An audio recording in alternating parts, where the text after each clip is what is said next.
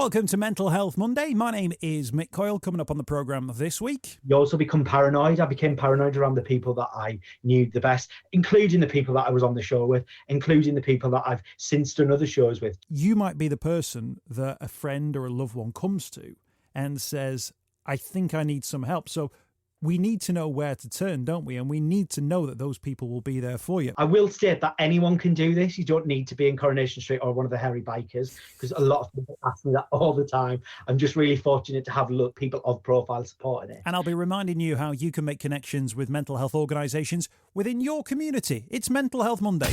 Mental Health Monday with Mick Coyle. Tackling the stigma. And welcome to another edition of Mental Health Monday. My name is Mick Coyle. Thank you again for joining us. We've had some brilliant guests in recent weeks and more great guests to come. Our next guest is Daniel Westwood. Now, Daniel is a TV presenter and actor. You may know him from Coronation Street, from Doctors on the BBC. And he's a guy originally from the Northeast who's obviously knows the Northwest very well from working on Coronation Street. Also worked to the likes of CBeebies and has got an incredible story to tell. And he's been on an incredible journey. Dan Westwood, thank you for your time. Thanks for joining us on the programme. Hello there. Thanks for that intro. What an intro. That was lovely. Let's hope you live up to it now. I'm scared now. Now, Dan, your stories are a really interesting one, and the journey that you've been on yourself in regard to your own mental health, but seeing those around you and the difficulties that they've had as well.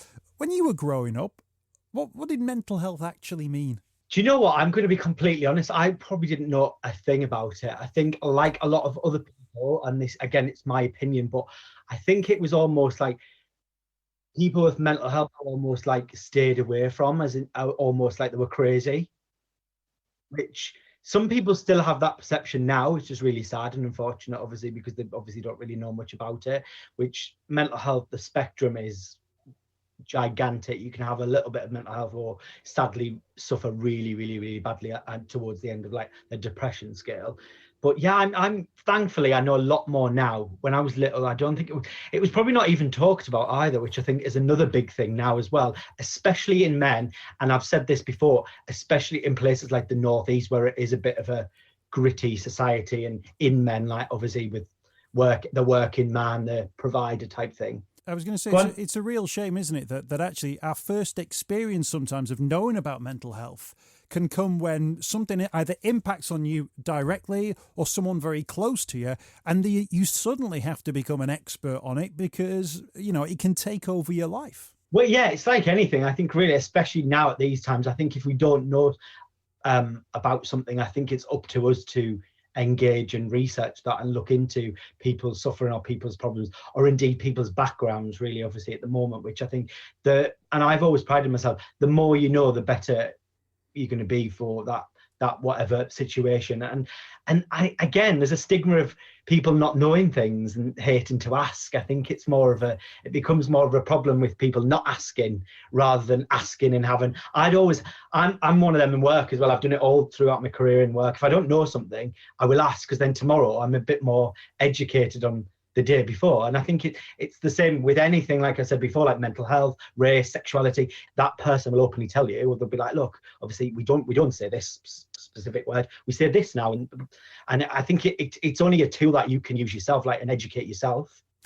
Can I ask you about, in terms of your own personal journey, if you're comfortable in talking about this, can I ask you to talk about the panic attack that you had when you were actually performing like on stage?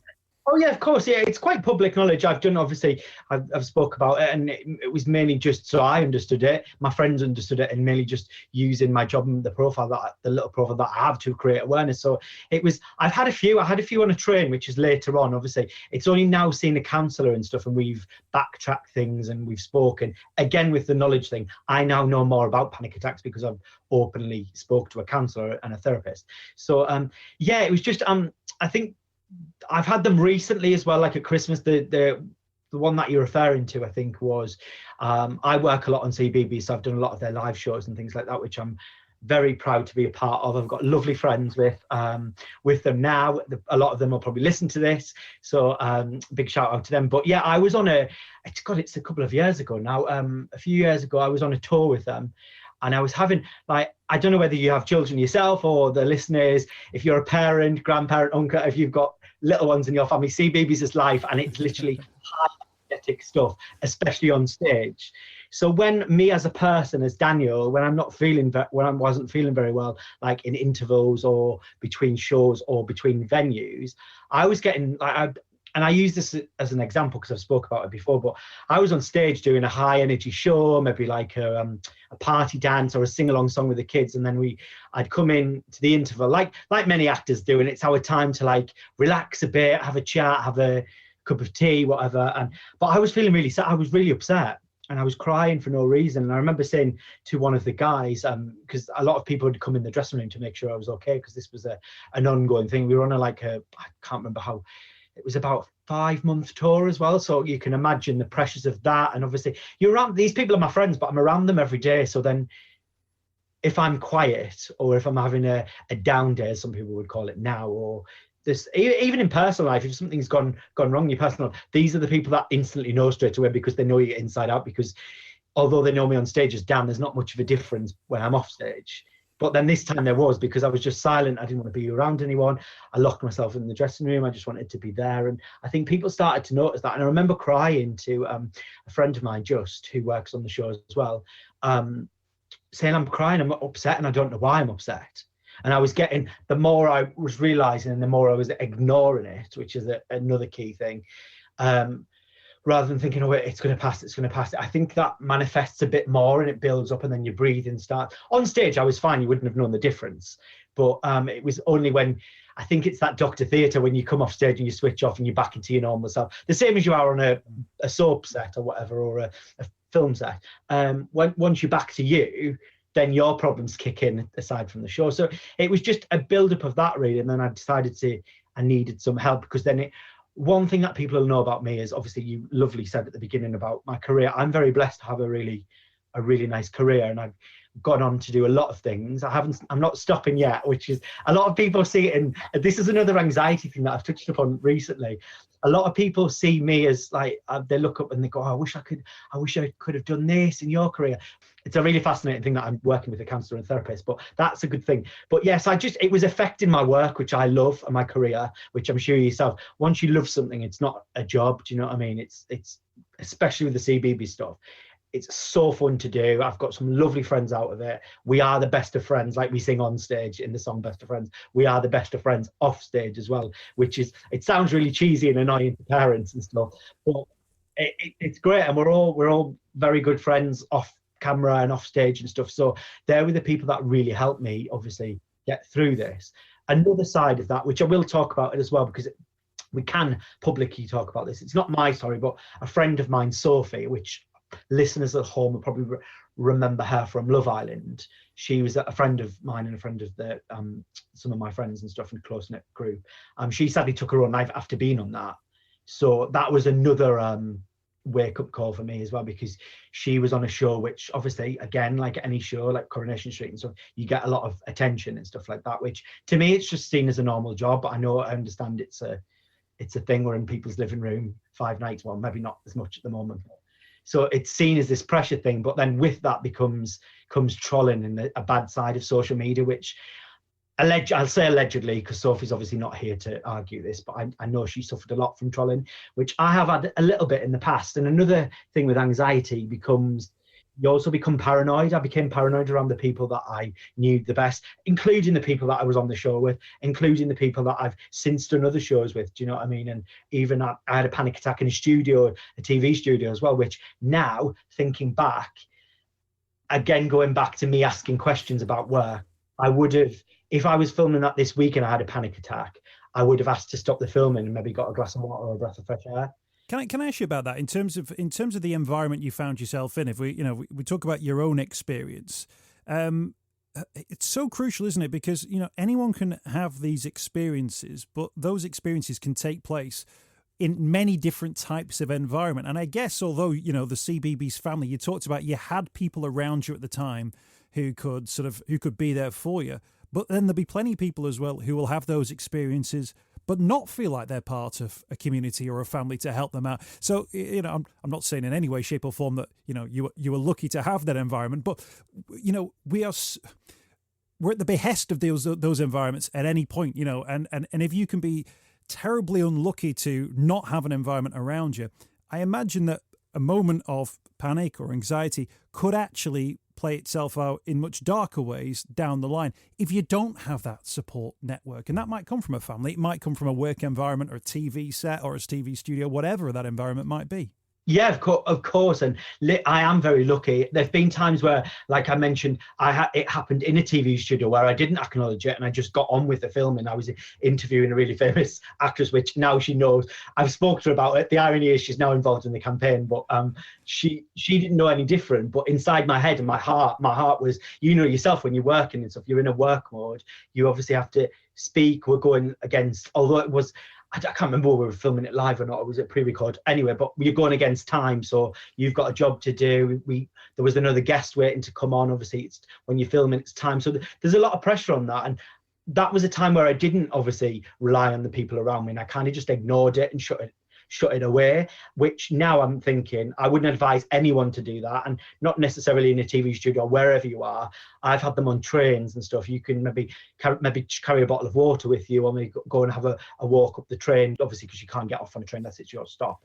But yeah, I would advise acknowledging it, not ignoring it, because it's aside to the one where I've got help and not asked for help and ignored it.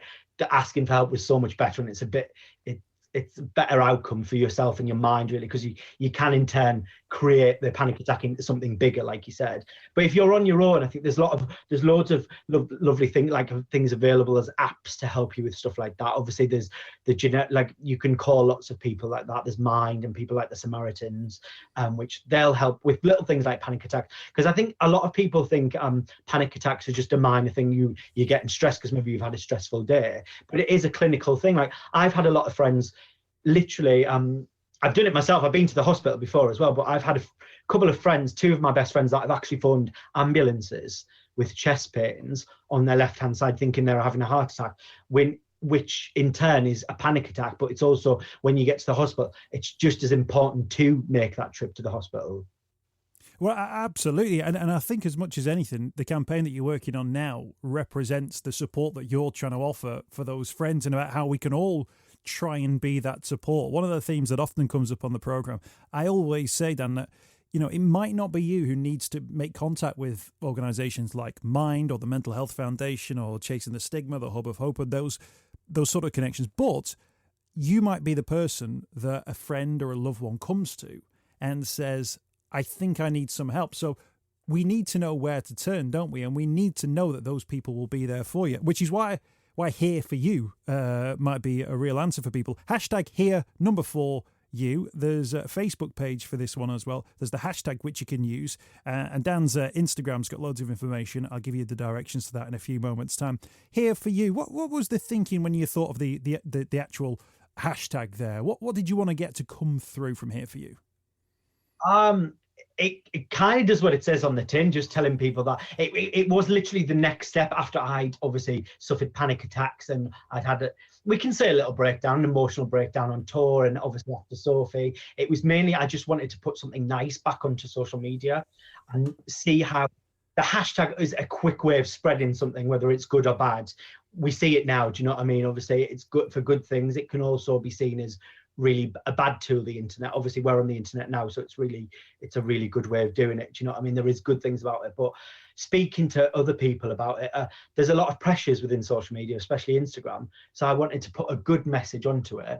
It came about, I think, I have to recall this story all the time, and quite frankly, I can't really remember. I'm sure I was at dinner with my friend. I can't remember who it was, but I wanted to do something. And I say this, and I don't know whether I can say this, but it's a bit like remember the ice bucket challenge? Yeah. Way you record your own video, and it's not necessarily you passing the book or whatever the message on, but it's almost like how I explain it now. It's I suffered myself, and I suffered silently for a while. And a lot of people do, especially men. There's a lot of stigma in opening up. You feel a burden. There's a lot of embarrassment, and that does come with theatrical, outgoing people like myself, because it is very rife in that industry as well. Because another thing as well, people think the loudest people will be fine, but it's often, I'm sure you know yourself, it's often not the case.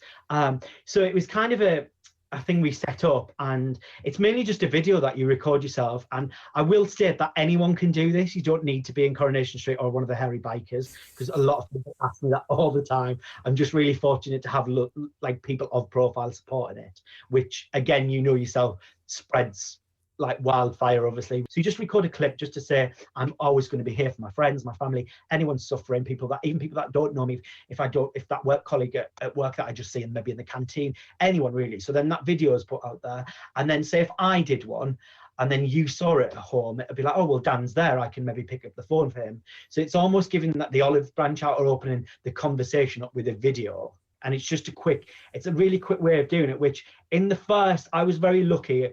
One of my lovely friends, Georgia Taylor, who people will know at home as Toya Battersby in Coronation Street, she did the first ever one. And it was just by sheer coincidence that she was the one that posted it first. Now on Twitter, it had over 25,000 likes overnight, which you can imagine's crazy, because the messages to me, and then the press jumped on that as well, which again, it's great. It's not about, I always say it's not about numbers, but again, numbers in those numbers, there's probably a few people that we can help. And I always say, if we can help one person, then we're doing something right. But out of 25,000 people, it's greater now, but I just think that the message is getting shared.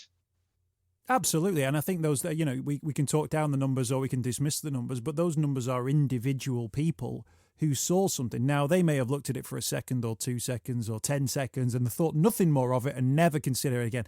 But as you say, those one or two people who will then think, oh, who would I turn to in that circumstance? Or have I got a here for you? Or maybe I need to be that person. Then suddenly 1, 2 people, 1, 2, 3, handful of people, 10 people, you then start, you start developing a movement, don't you? And I think as much as anything, it's about those people coming on board with thinking, I will find out a little bit more about mental health. I will take on maybe a mental health first aid training session. I will continue in terms of that journey. And I think that's where you suddenly get a cultural change, where you get people within organisations, within families, within workplaces who educate themselves, who become, almost a first responder in regard to mental health. And that's got to be a really positive thing, because like you say, 10, 15, 20 years ago, that just simply didn't exist. Yeah. It's really great. I mean, obviously we're using the tool of the internet, like I said, to spread something really, really fast. And people notice it, like you said, they might notice it. It's always going to be there. They might go back to it. There is a page now, obviously, like you said, I've got Instagram, Twitter, the Facebook. I get messages on my own Facebook, which I don't mind, but I get messages of support. I also get messages of people. Like I had a message from a lady whose son was really struggling, which obviously at this time, it is something that I want to go on and do. I'm not a certified counsellor, or I'm not a professional. It's something that I'd want to go on and do, but then I'm in a position now, because I've educated myself about the people that can help you, to then pass her numbers on. Maybe try the Samaritans, or maybe try this with him, or maybe talk this with him.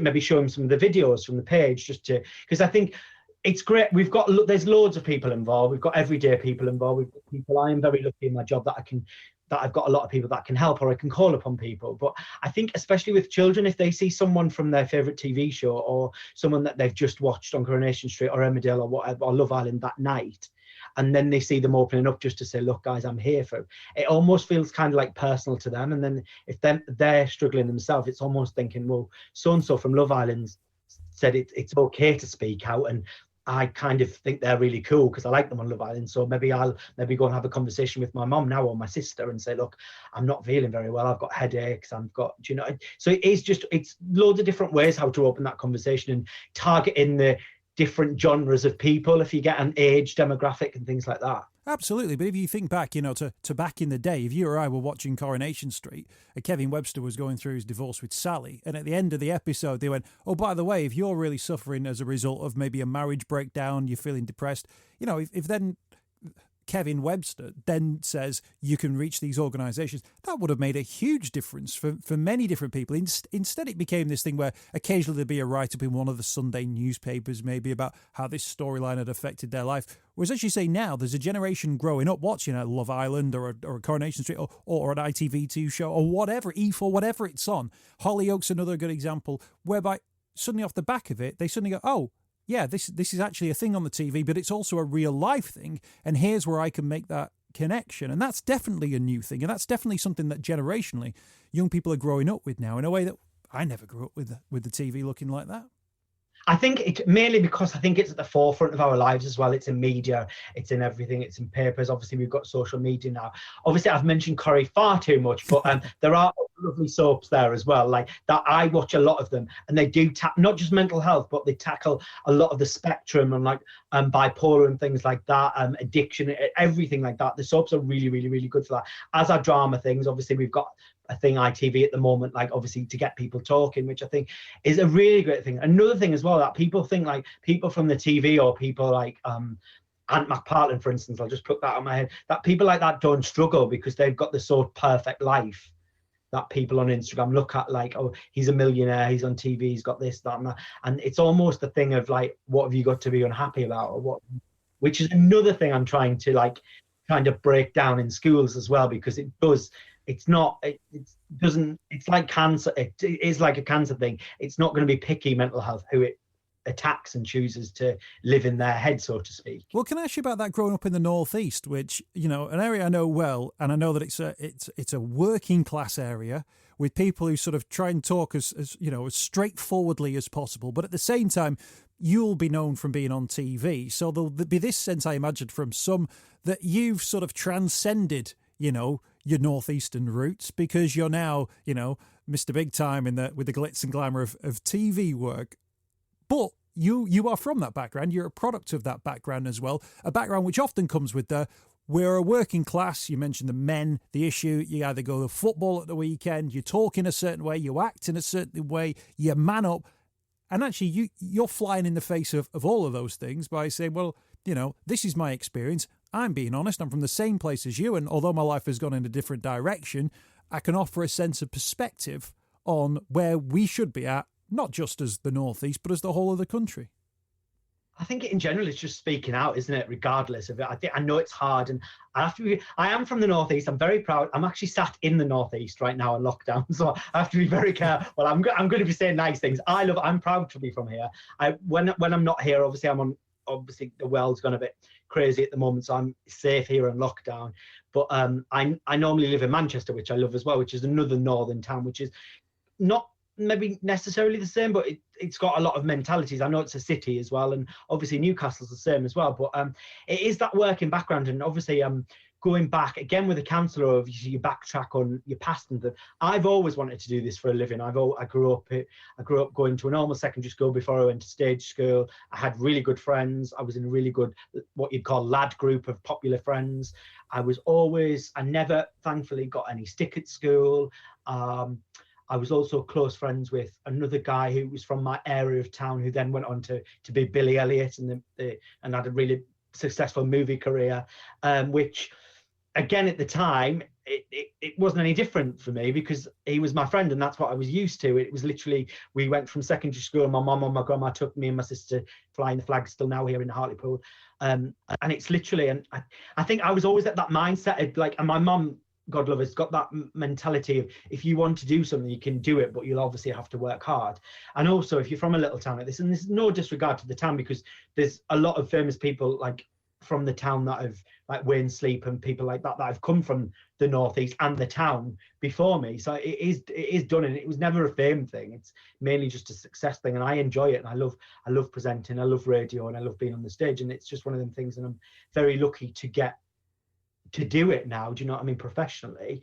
And it's something that I've always wanted to do. I'm not saying it was easy. It's still like, obviously, you know yourself, we work in this industry, nothing's easy, which obviously that ties in with people having mental health in our industry, because it is up and down, emotions, financially, everything. And I think even just now in the forefront of this, the lockdown and the COVID-19 thing, I think a lot of people have suffered, but I think one of the main areas that is going to suffer, and the things that probably won't go back to normal for a while, is theatre. It'll be the last thing to open. Now, I'm not saying that's the be all and end all, because everyone has other different jobs, but there is a lot of people that obviously do that job.